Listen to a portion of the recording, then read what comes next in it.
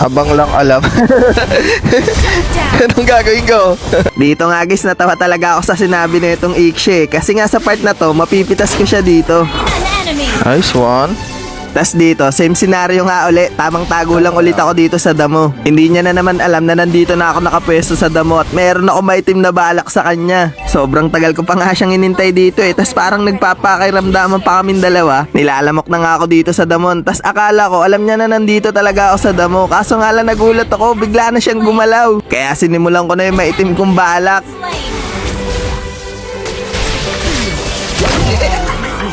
At yun nga, napitas ko na naman siya at dito na siya magsisimulang magsama ng labas ng loob. Eto nga yung sinabi niya. Abang lang alam. Anong gagawin ko? Abang lang alam. Trip yun ah. At pagkatapos ko nga mapush yung tore niya, dito ko naman naisipang magtago sa damo na to. At sakto nga wala pang ilang minuto, dumaan na naman siya dito sa damo at nagawa ko na naman yung maitim kong balak.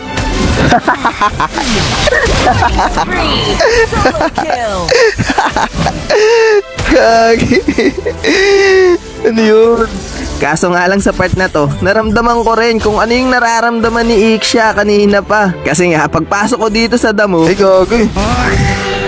Ayun, naabangan din ako, kinarma. Lala.